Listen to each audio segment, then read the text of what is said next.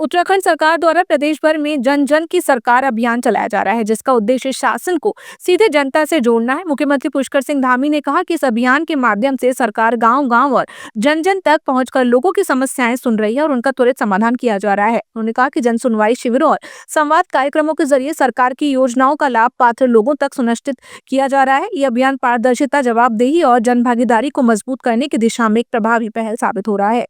देखिए, देवभूमि की डेमोग्राफी, देवभूमि का सांस्कृतिक चीज़ें किसी भी कीमत पर यहाँ का देवत्व, उसका नुकसान नहीं होना चाहिए। यह हमारा संकल्प है और पूरे देश दुनिया के लोगों का भी ऐसा विचार देवभूमि के बारे में है। ऐसा भाव है कि देवभूमि का देवत्व बना रहना चाहिए, यहाँ का मूल अस्तित्व समाप्त नहीं होना चाहिए। उसको लेकर हमने कानूनी रूप से सभी जो भी इस प्रकार का अतिक्रमण करने वाले हैं, जिनका यहाँ पर पहले कोई नामो निशान नहीं था, कोई अस्तित्व नहीं था, जिन्होंने अतिक्रमण किया है वो अतिक्रमण स्वयं हटा लें, अन्यथा जो व्यवस्था है उसकी व्यवस्था के तहत अतिक्रमण हटाने का अभियान चल रहा है और अभी तक 10,000 एकड़ से अधिक जमीनें अतिक्रमण से मुक्त कराई गई हैं। आगे ये अभियान हमारा और तेजी से चलने वाला है।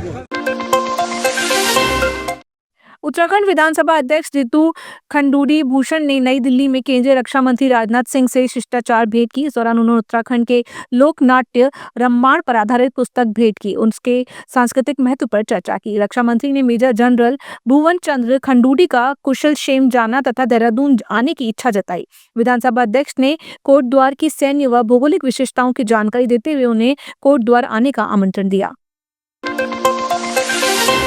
कृषि मंत्री गणेश जोशी ने सचिवालय स्थित मीडिया सेंटर में प्रेस वार्ता करते हुए ग्रामीण विकास और आजीविका की दिशा में क्रांतिकारी योजना विकसित भारत ग्रामीण रोजगार और आजीविका गारंटी मिशन को लेकर जानकारी साझा की। मिशन के माध्यम से केंद्र और राज्य सरकार ग्रामीण सशक्तिकरण और वर्ष 2047 तक समृद्ध भारत के लक्ष्य पर काम कर रही है। उन्होंने कहा कि अब पंजीकृत परिवारों को 100 दिन के स्थान पर 125 दिन का गारंटी शुदा रोजगार प्रदान किया जाएगा। खेती के पीक सीजन में मजदूरों की कमी न हो, इसके लिए सरकार वर्ष में 60 दिन ऐसे तय करेगी जब इस योजना के तहत कार्य नहीं होगा।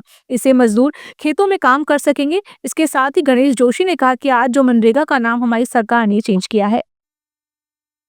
2014-15 में जहां 7,200 लोग थे, आज 25,000 हो गए। जहां उसमें 131.50 लाख मानव दिवस थे, आज 190 लाख हो गए। जहां उस समय 327.70 करोड़ की धनराशि थी, आज 680 हो गई है। इसका मतलब प्रदेश की सरकार लगातार इस योजना को आगे बढ़ा रही है और अपना जो शेयर है 10% उसको दे रही है। मेरी गणना मेरा गांव अभियान को लेकर भाजपा के प्रदेश अध्यक्ष महेंद्र भट्ट ने बताया कि प्रत्येक व्यक्ति जो उत्तराखंड का निवासी है उसे अपने घर में ही जनगणना के दौरान होना चाहिए। इसके लिए उन्होंने बताया कि पार्टी एक अभियान संचालित करने वाली है जो पूरे देश के अंदर और विदेशों में भी लोग अस्थायी रूप से रह रहे हैं और उत्तराखंड के नागरिक हैं, उनसे आग्रह किया जा रहा है कि जनगणना के वक्त उपस्थित रहें, जिससे इसका सही उद्देश्य पूरा हो सके। देश भर के अंदर जितने भी उत्तराखंड के प्रवासी हैं उनसे मैंने आग्रह किया, मतदाता कहीं के भी हो सकते हैं, गणना मेरे गांव में हो। और जब गणना अपने गांव में होगी तो उनकी जो जड़ें हैं वो गांव से जुड़ी होंगी। और इसलिए आह्वान है, इस कार्यक्रम के लिए हम एक टीम बनाने वाले हैं जो पूरे देश के अंदर जाकर और विदेशों में रहने वाले जो हमारे प्रवासी उत्तराखंडी हैं, जिनको कि विदेशी नागरिकता नहीं मिली हुई है, ऐसे लोगों से मैं आग्रह करना है कि मेरी गणना मेरा गाँव, इस भाव के साथ हर व्यक्ति अपनी गणना गाँव में करे। पिछली बार परिसीमन के बाद हमने एक दुखद दृश्य को देखा है कि उत्तराखंड के पहाड़ी क्षेत्र की जो विधानसभाएं थे वो कम हुई है और विधानसभा कम जनगणना के आधार पर होती है, क्योंकि अब नई जनगणना प्रारंभ हो रही है। इसलिए उत्तराखंड का एक एक जनमानस अब इसके लिए जागरूक हो चुका है और प्रत्येक जनमानस चाहता है कि मेरे पहाड़ का विकास हो, पहाड़ के अंदर विकास की गति बढ़े। उसके लिए हर व्यक्ति अपने गाँव से जुड़ना चाहता है। मेरी गणना मेरा गाँव, ये जनगणना का हमारा आधार होगा, नारा होगा। देहरादून में मुख्यमंत्री पुष्कर सिंह धामी के मार्गदर्शन में जिला प्रशासन ने जिला योजना 2024-25 के तहत जनपद के 54 ग्रामीण आंगनबाड़ी केंद्रों को प्ले स्कूल की तर्ज पर मॉडर्न किया है। लघु सिंचाई विभाग द्वारा इन केंद्रों का कायाकल्प कर उन्हें स्मार्ट टीवी, आकर्षण पेंटिंग, खिलौने, फर्नीचर, स्वच्छ पेयजल, शौचालय, बिजली एवं पोषण सुविधाओं से सुसज्जित किया है। रायपुर में 2, डोईवाला 8, सहसपुर 4, कालसी व विकास नगर में 8 और चकराता में 24 आंगनबाड़ी केंद्र शामिल हैं। जिला प्रशासन ने वर्ष 2025-26 में 150 से अधिक आंगनबाड़ी केंद्रों को मॉडर्न बनाने का लक्ष्य रखा है। मेरा यहाँ बच्चा पढ़ता है और भी संग में साथ में बच्चे पढ़ते हैं। यहाँ का जो आंगनबाड़ी है, यहाँ पे अच्छी व्यवस्था है। मेरे बच्चे पे पूरा ध्यान दिया जाता है और बच्चों पे भी ध्यान दिया जाता है, खाने पीने का भी ध्यान दिया जाता है और मैं धामी जी का धन्यवाद करती हूँ। जनपद देहरादून ने जो हमारी यहाँ पे आंगनबाड़ीज हैं उनको ट्रांसफॉर्म और मॉडर्नाइज करने की एक पहल हमने शुरू करी थी 2024-25 से। इसमें हमने लगभग 2024-25 की जिला योजना में 54 आंगनबाड़ी केंद्र है उनको ट्रांसफर कराया, जिसमें उनके हमने जो सिविल वर्क जितनी भी टूट फूट थी वो ठीक कराए, इलेक्ट्रिसिटी कनेक्शन दिलाए, स्मार्ट टीवी के साथ साथ स्मार्ट कंटेंट बच्चों के लिए अवेलेबल हो वो कराया, बाला फर्नीचर जो furniture building as learning aid के माध्यम से यूज होता है उसको हमने अवेलेबल कराया, अच्छी डेकोरेटिव पेंटिंग्स हमने वहाँ पे कराई। और जिला में जो है जिला योजना अंतर्गत आंगनबाड़ी के केंद्रों के जो सुधार के लिए हमें धनराशि मिली थी उसके अपग्रेडेशन का भी कार्य किया गया, जिसमें जिलाधिकारी महोदय और सीडीओ सर का विशेष वो था प्रयास था कि जो है इसमें इस तरह से व्यवस्था की जाए जिससे कि बच्चों के प्ले स्कूल की भी फीलिंग हो। जिलाधिकारी महोदय के निर्देशन में और सीडीओ मुख्य विकास अधिकारी महोदय के निर्देशन में उनको अब स्मार्ट बनाया जा रहा है। इसके तहत लास्ट फाइनेंशियल ईयर में हमने 24-25 में लगभग 54 आंगनबाड़ी सेंटर्स को स्मार्ट बनाया है। जो नॉर्मल सेंटर से स्मार्ट सेंटर्स में जो वर्क्स हुए हैं उसमें हमने उनमें हर तरीके के उनके फर्नीचर्स जो रिलेटेड होते हैं, जो चाइल्ड फ्रेंडली फर्नीचर्स हैं, राउंड टेबल्स हैं, उनकी कुर्सीज हैं, टीवी उनमें लगाए गए हैं, उनमें सॉफ्ट टॉयज और जैसे हॉर्स राइडिंग्स वगैरह ये सब ब्लॉक्स इत्यादि उसमें लगाए गए थे। महिला कांग्रेस कमेटी उत्तराखंड की नवनियुक्त ऑब्जर्वर पूनम पंडित का प्रथम उत्तराखंड आगमन हुआ। इस मौके पर प्रदेश कांग्रेस मुख्यालय देहरादून में प्रदेश महिला कांग्रेस कमेटी द्वारा उनका हार्दिक स्वागत एवं अभिनंदन किया गया।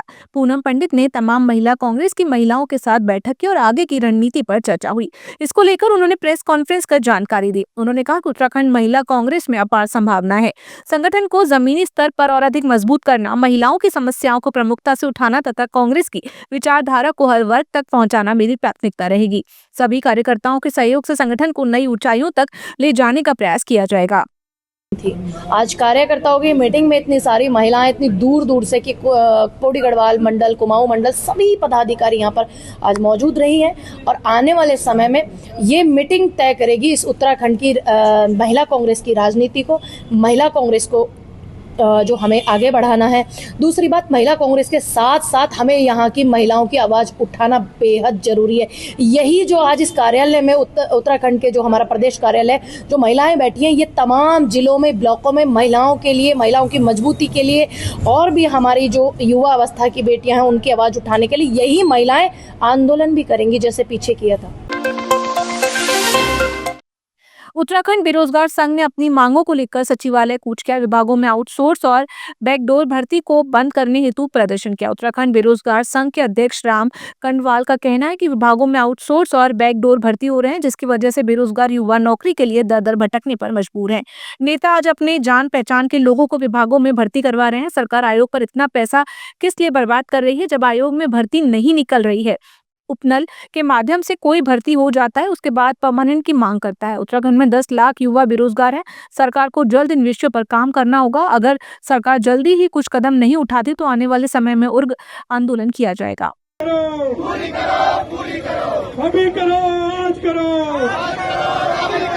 आज करो, अभी करो।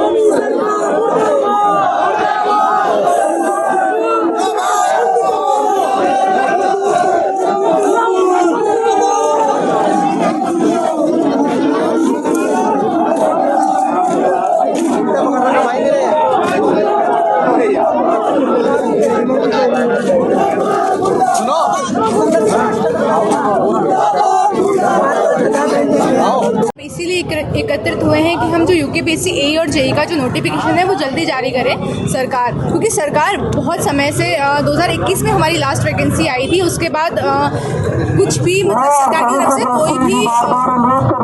कोई भी स्टेप उन्होंने नहीं लिया है। और जैसे आप देख सकते हैं कि ये हमारी कुछ प्रमुख मांगे हैं कि बैकडोर भर्ती को बंद किया जाए, भर्ती है वो भी बंद, भर्ती में समान अधिकार लागू हो। हमने सरकार से ये भी कहा है कि अगर आप सीधी भर्ती करना चाह रहे हो तो आप आयोगों को बंद कर दो ना, उन पर आप ताला लगा दो और ताला लगा के सारे बेरोजगारों को ये कह दो कि आप उपनल के फॉर्म भरो, आप जो है संविदा के फॉर्म भरो और आप जो है बैकडोर के माध्यम से नेताओं के आशीर्वाद से कह दो कि मुझे लगा दो और फिर 10-10 साल बाद सबको परमानेंट कर दो। तो फिर आयोगों पर इतना पैसा खर्च करने का क्या मतलब है? आज विभागों में अगर भर्तियां रुकी हुई हैं, भर्तियां बंदी हुई हैं, तो सिर्फ और सिर्फ आउटसोर्स, उपनल और बैकडोर ये जो चीजें हैं इनकी वजह से आज जो है पद नहीं निकल रहे हैं। ऋषिकेश के आवास विकास कॉलोनी में 2 सप्ताह पहले मिले एक भ्रूण के राज से अभी पर्दा उठा भी नहीं था कि शहर में देहरादून रोड पर दूसरा भ्रूण मिलने से सनसनी मच गई है। पुलिस ने भ्रूण को कब्जे में लेकर पोस्टमार्टम के लिए भेज दिया है। मामले में अग्रिम जांच और कार्रवाई पुलिस ने शुरू की है। ऋषिकेश कोतवाली पुलिस को सोमवार की सुबह करीब 8:30 बजे स्थानीय लोगों ने सूचना दी कि देहरादून रोड स्थित एक प्राइवेट क्लिनिक के पास वाली गली में सड़क पर भ्रूण पड़ा है। सूचना मिलते ही पुलिस मौके पर पहुंची। पुलिस ने भ्रूण को कब्जे में लिया है और उस पर पंचनामा कर पोस्टमार्टम के लिए भेज दिया गया है।